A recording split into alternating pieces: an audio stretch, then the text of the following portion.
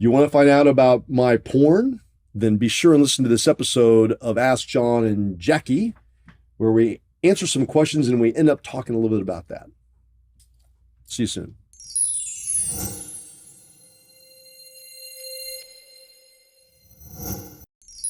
Hey everybody, John and Jackie of OpenLove101.com. Welcome to our show. And today is a very, very special show. Ask John and Jackie. We're going to hear questions from our audience. I love these. I love these shows. Well, it's not from our audience. It's from Courtney. Yeah, but they're from our audience, from though. Our yeah, audience. Okay. Thought we were having a live show all of a sudden. No. Maybe in the future. Maybe. Question number 1. This comes from Instagram. How can someone enter the lifestyle without an emotional partner? What? I don't understand. So like solo. How can someone without a partner enter the relationship? Oh, a single. Yeah. Yeah, I was thinking yours like, my partner's not emotional. And No. so It's emotionally unavailable. she doesn't cry or laugh or anything without a partner. Yeah. Well, John, you've been single in the lifestyle. I have. Yeah, so one of my first experiences, it was like in the mid 90s in AOL. I found AOL. I joined AOL and they had chat rooms. Yeah.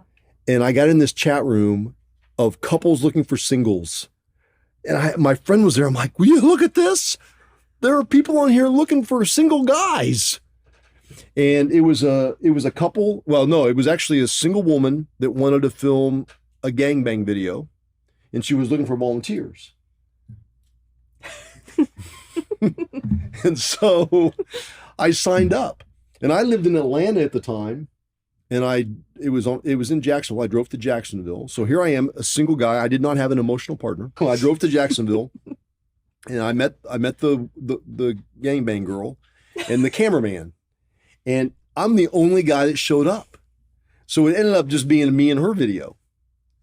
And at the end of it, they'd tell me he was her husband. The camera guy. Yeah.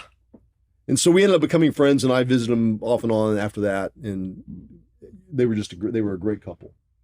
So that's one way, AOL, or any other chat room. Or, there's sites out there where couples are on there.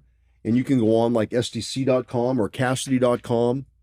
I think there's a link in our email list or here, on YouTube. Yeah, to join those. And you can join one of those sites and you just you do your profile and then you meet couples that are maybe looking for a single guy or a single girl. I mean, we've met a lot. We have. On those sites. I mean, it's a great way to get yourself out there and let people know what you're into, and then you can see what other people are into. So that's one way, but you can also, you can go to a club as a single person. You can. Some of the cruise ship takeovers or vacation hotel takeovers allow single people. Yeah. You can sign up for one of those. You can get on an app like I said, like Tinder, or a phone app like Tinder or Field or one of those apps, Right. and meet people that way as well. So definitely all kinds of ways to meet couples in the lifestyle. And Yep. the other thing is you may meet a single person that's also interested in the lifestyle. Now you have an emotional partner and you guys can go out there and play together. Ta-da! So I have a question though. Is there a tape out there? You said that you videotaped in Atlanta. Is there a tape? Oh, yes. Is there? Yeah, there is. Oh. And yeah. Yeah. I actually did do a gangbang one time, and it's an actual that is porn actually video. porn Yeah. We're so proud. The thing about that, this gets into like men being nervous. And there are many times in a lifestyle when you find someone new as a couple, the single guy, or even as couples in it, guys can get nervous. And when they get nervous, nothing's happening. And there were probably, for this video that I made, there were probably 40 men there. Jeez. And oh, gosh. me and a guy that worked for me at the club, he and I kept having to step in. Like a new guy would come in and the porn star would be like, nope, this isn't working. John, come on back. And then I have to go back in there again. You're Or such a stud. at that time, maybe, probably not so much anymore, but so, it happens sometimes, and these guys would go off and they would somehow find a way. And this might have been, I don't even know if there was Viagra at that time. I don't know. Yeah. I don't know when that came out. All I do is I remember the commercial with some politician on there talking about it. Okay. He was a guy from Kansas. Next question. Okay, the next question is this is from Reddit. My boyfriend and I were thinking about visiting a swinger club, but we have different intentions. I want to go because I love to watch other people and it turns me on the most, but I don't want to have anything to do with other people. My boyfriend, on the other hand, likes to be watched and wouldn't mind other people joining us, but can go without that. Would it be okay if we went there only to watch others and to have fun in front of others while not participating? Or do we let everyone else join us? Yes. What? The answer to the question is yes. It would be okay if they went to the club and did just what she said they want to do. Oh, okay. You know me. I can be succinct sometimes. Well, I felt like there was two questions. Oh, is there another question? Well, So- it was like, do we have to let people join in, or No. can we just do it with ourselves? Yes. Okay. Let me say this. No matter what it is you're into, you can come to one of our clubs or any club for that matter, and you can be whatever you guys want to be as a couple. You can play, you can not play, you can watch, You can dance, you can talk, you can play. you can be watched, you can dance, you can, yeah. Yes. I I mean, mean, if it's- you want to be watched, you can grab there's couples out there that like to watch. You guys will come in a private room and just watch us, and people will do it. I mean, you guys want to play together, or, a lot of new So- couples like to play just next to each other and just be around that erotic energy. And that's okay too. It's whatever you want to do when you come to the club, our club or any other people's clubs. Yeah. I think it's important to go to a club where you're allowed to just do whatever you want to do like that, Right. and not feel pressured into do other things. Right. That's a huge misconception about clubs, is that when you get there, you have to do something. You don't have to do anything. And then, I see in here where her boyfriend, on the other hand, he likes to be watched. And so if that's the case, then you can let him get with someone else and you can watch. You If kill you're- two birds with one stone. You get to watch. You like to watch people. He gets to be with someone else, which may be something he likes. And then There's all kinds of options. Yeah, yeah. It's never ending. Perfect. Awesome. The next question is from Facebook. I, 24 female, sat down with my husband, 25 male, and wanted to write down a list of things that I felt were important when entering into a lifestyle. We have been in the lifestyle for a year now, and I wanted it all down and wanted to sit down and revisit some of our boundaries and talk about things that we have now become important to us now that we have a year under our belt. My husband is not on board and thinks it's a waste of time since he feels the lifestyle is a more of go with the flow.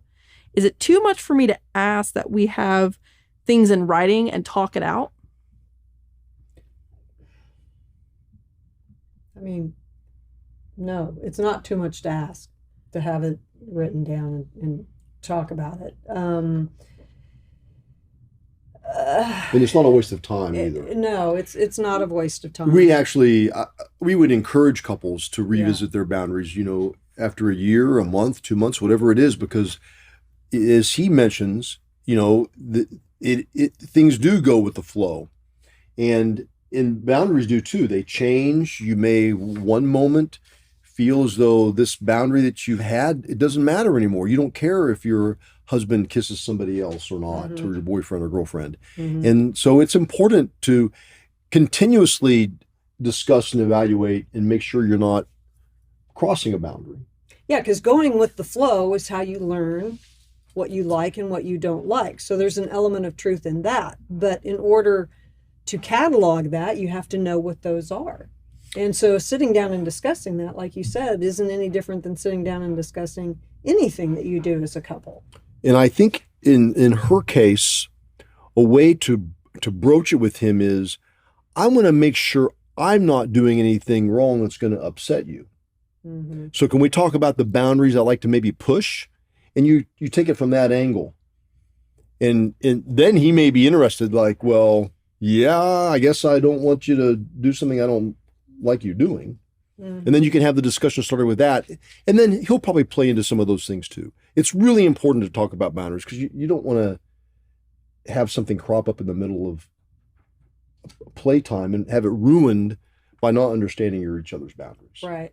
And, again, I can't stress this enough. Having boundaries isn't a list that you give your partner that says, this is what you can do and what you can't do. That's not what a boundary is. A boundary is your stop and start point, and being able to express that to your partner, so that there's a clear understanding from your standpoint. This isn't about me being parental towards John and being like, you can't do that. It's more about me saying my comfort level is this. So then And then I can decide if I want to do it or not. then you can decide if you want to do it or not. I'm just kidding. I mean, No, I but that's wouldn't, true. but That is true. If it that was is true. uncomfortable for you, I wouldn't want to make you uncomfortable in that session, like Right, doing something. right. Like But that. we So, can't, and it's great that you said that, because we can't be afraid to speak our boundary. I mean, we have to be an advocate for ourselves. I mean, if we can't, we're going to end up in situations where we're not, that we're not happy with. right. So, Yeah, I agree. Perfect. Good question. Good question. yeah. And so the last one, again, comes from our Instagram page. And it is, my husband and I are going on vacation this summer, and we want to play while we're away from home to try and spice some things up. We usually play with people we know and trust in our area, so this will be something new for us. But I'm a little worried about how to find safe people to play with that not only respect our boundaries, but are safe in the bedroom as well. I do not know how to find house parties or clubs in the area, aside from Google, which haven't turned up much, unfortunately. How can my husband and I have some fun on vacation while also staying safe? We have an episode about playing safe, actually. You can check that one out. We do. The first thing to do would be, as you mentioned, you don't know how to find house parties or clubs in the area that you're visiting. So that would be the first step I would take, is to do a little research on that. She said she tried to Google and couldn't find anything. Yeah, so you're going to go to maybe SDC.com or Cassidy.com. They normally will those types of sites that are geared towards People in the interacting lifestyle. with people in the lifestyle. They'll have a clubs and parties area. You click on that, and then you can break it out by the area that you're visiting and see what's going on there during the period of time that you're going to visit. And then you find the names of those places, and then you Google those specific names, and you might be able to get reviews about those clubs or find out if it's really the kind of club you want to go to. So that's where I would start. SDC.com or Cassidy.com. Join those sites, one or the other. There's links here. You can do so, and then maybe find a place to play there. Right. Um, And if you are, then you already know that, if it's being posted on those sites, that they're, more than likely going to be a pretty safe space. yes, I would say so. Yeah.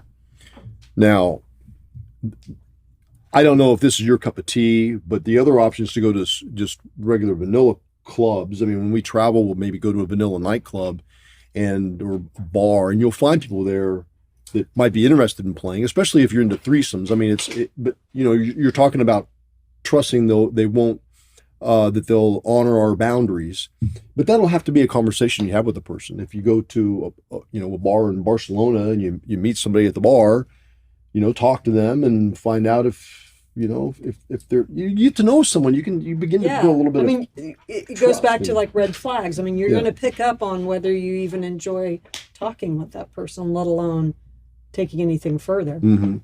So and it's about you respecting your boundaries. I mean, you're not going to get, if you have boundaries and you respect those boundaries, you're not going to get with somebody that doesn't respect those boundaries. And if that other person, for whatever reason, doesn't, you're going to be strong enough and brave enough to say something. So I don't know. That's a great point. Those are great questions, Courtney. Thanks for getting those for us. We enjoyed it. Yeah, keep the questions coming. We love these ones that are like actual, real questions. This is, what people want to know the answers to. It really helps us kind of see what people are struggling with. Yeah, for sure. Yeah. Be sure and sign up for our email list at openlove101.com, and we'll send you an update on our upcoming YouTube videos and podcasts. Yep. Really enjoyed you being here today. See ya. See ya. Hey, baby, did you like those videos?